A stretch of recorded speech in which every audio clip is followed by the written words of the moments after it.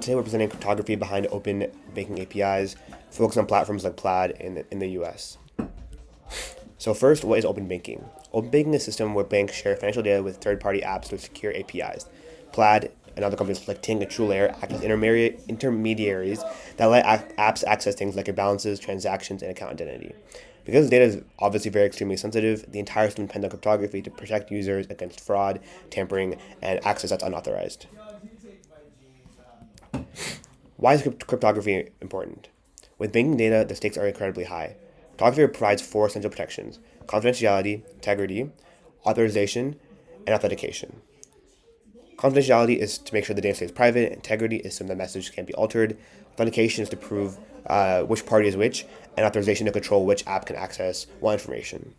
Attackers targeted banking APIs for credential theft, account takeover, and data interception. So protections like TLS, digital signatures, and crypto tokens are mandatory. Regulations like PSD2 and GDPR also legally require strong encryption and secure handling of banking data by companies.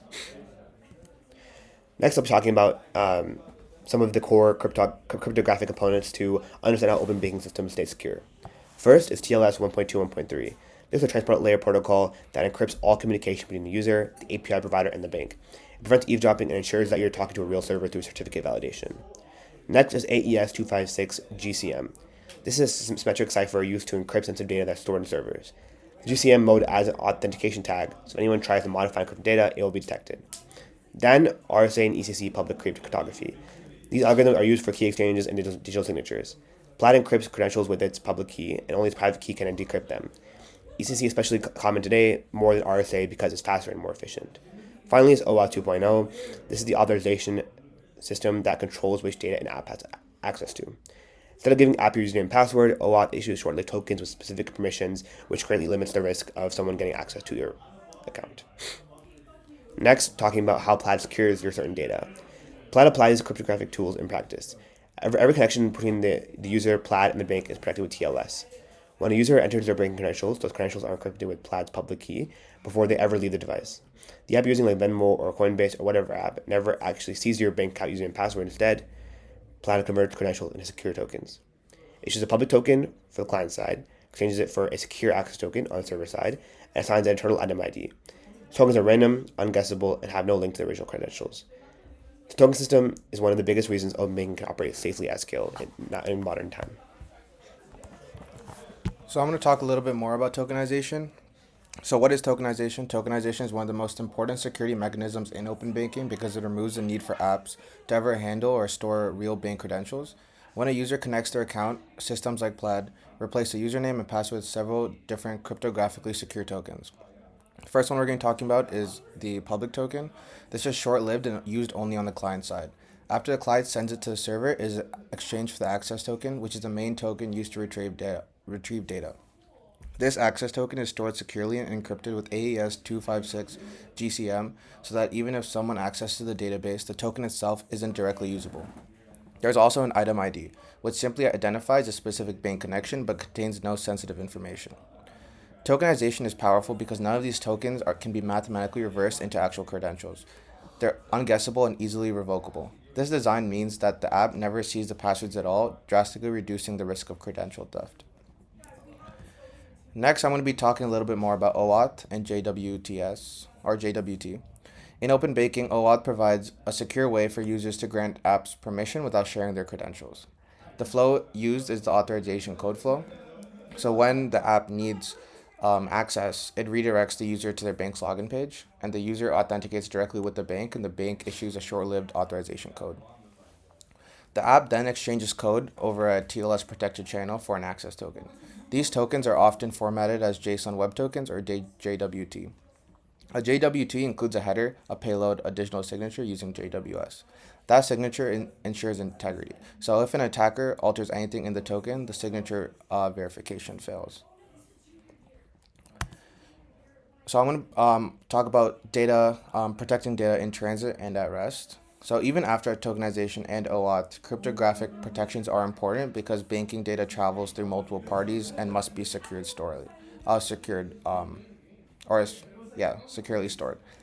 data in transit, open banking uses TLS 1.3, which encrypts communication and prevents eavesdropping or modification. TLS relies on ECDHE key exchange, which gives perfect forward secrecy. So even if a server's private key is stolen later, past sessions remain completely secure. For data at rest, apps like Plaid or Tink encrypt all sensitive information using AES 256 GCM. GCM mode provides authenticated encryption, meaning it not only hides data but also detects any modification through the integrity tag.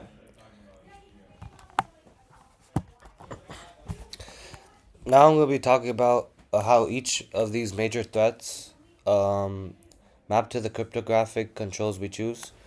For man-in-the-middle attacks, TLS is our first line of defense, and this protects data in transit so attackers can't intercept or tamper with API requests. Next, looking at API key theft, we reduce the impact by using short-lived, scoped keys and storing them securely in HSM or KMS systems. So even if a key is stolen, the damage is very limited. For token replay attacks, every request is signed with an HMAC and a unique nonce, which prevents attackers from reusing captured traffic. Next, to defend against rogue or malicious client apps, we rely on strict OAuth scopes and MTLS, and this ensures that the only trusted authenticated clients can access the API. And finally, if there's ever a server breach, encrypted tokens and a strong key hierarchy keep sensitive data protected because the actual keys live in a secure hardware and not in the app itself. Together, these controls show that every cryptographic choice directly addresses a real-world threat. Next, we'll be looking at the strengths and limitations. So when we look at Plaid's security model, the biggest strength is a multi-layer cryptographic stack. TLS, HMACs, and encrypted tokens all work together, so no single failure brings the whole system down. Another major advantage is that users never share bank credentials with third-party apps. Everything runs on tokenized access, which dramatically improves privacy. And because Plaid follows established financial sector standards, the security model aligns well with regulatory expectations.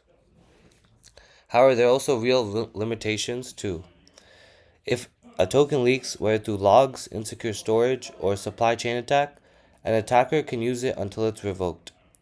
OAuth also adds complexity. Mistakes with redirect URIs or PKCE are common and can create real vulnerabilities.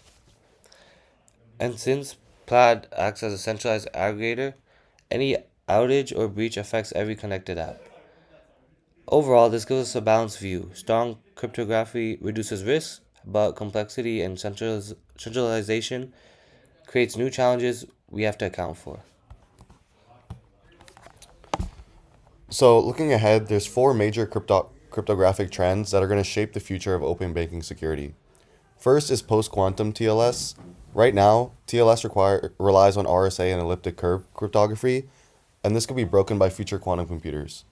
Post-quantum algorithms like Kyber are being added to TLS, so that even if attackers record traffic today, they can't decrypt it years later. Second is stronger mutual TLS enforcement. So today, most connections authenticate the server only, but with mutual TLS, both the client and the bank prove their identity using certificates. This would prevent rogue apps or unauthorized backend services from ever reaching a bank API, and it's a key piece of modern zero-trust architectures. Third is zero-knowledge proofs for identity. This would let users prove things, like they own an account or they're over the age of 18, without revealing any personal data. This massively would reduce the amount of sensitive information that aggregators or banks need to store, which of course, in turn, directly lowers the breach risk. Fourth is FAPI Level 2. This is the highest security profile of OAuth for financial systems. It requires features like push authorization, signed responses, and mandatory mutual TLS. If it's adopted more broadly, it would standardize strong cryptographic protections across every open banking provider. So to wrap things up, cryptography is what makes open banking possible. Everything we rely on, whether it's Plaid, Tink, TrueLayer, or the apps connected to them, depend on this layered stack of TLS, AES encryption, OAuth authorization, and tokenization. As threats evolve, the industry is moving towards post-quantum algorithms, stronger authentication like mutual TLS, privacy-preserving techniques like zero-knowledge proofs, and standardized frameworks such as FAPI. The big takeaway here is that without this modern cryptography, secure access to financial data simply wouldn't exist. Thank you.